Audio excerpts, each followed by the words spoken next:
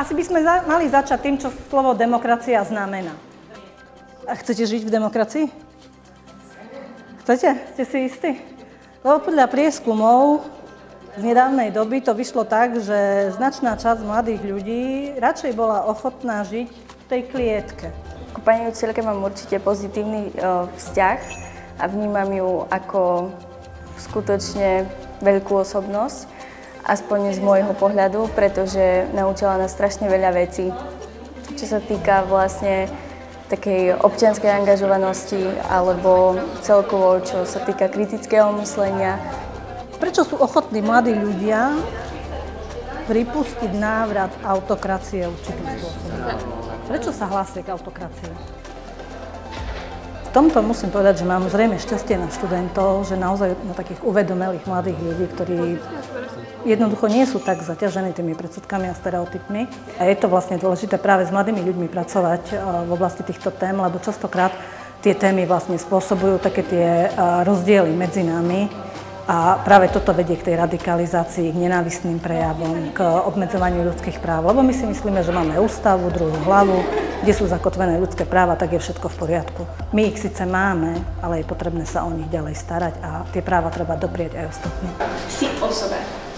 Pomáhaš odhaľovať veci v demokracii. Je to nejaké povolanie? A vďaka tebe nastali voľby minuloročné. Čiže sú to veľké protesty. Bude investigatívny novinár? Áno, presne. Na jednej strane ide o ten osobnostný rozvoj, o ten rast, aby vlastne mali tu, ako sa hovorí, že otvorenú hlavu, ale aj otvorené srdce, lebo nie je to celé len o rozume a o nejakej racionalite, ale predovšetkým o emocionalite a žijeme v spoločnosti, žijeme tu spolu s inými a jednoducho k svojej existencii ich potrebujeme. Takže určite to má veľký vplyv na nich a bude sa im ľahšie vlastne spolu nažívať spolu s inými. Vlastne naša generácia nezažila niečo iné ako demokraciu.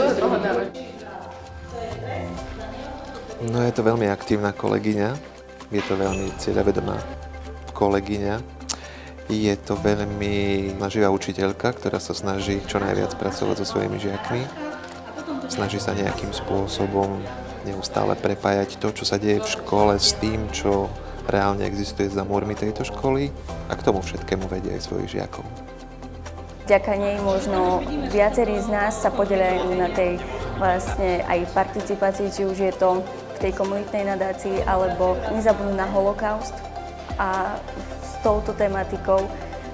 A vedie nás k takým dobrým veciam, podľa mňa. Musím povedať, že naozaj sa nám podarilo vlastne podchytiť tieto témy zo strany žiakov, prichádzajú s vlastnými iniciatívami a sú pomerne vlastne úspešní v tých rôznych občianskych združeniach a v aktivitách, ktoré navrhujú a následne aj realizujú. Naučili sa popri tom písať aj projekty, obhajovať ich a zapájajú sa naozaj do takých celospoločenských širokých tém.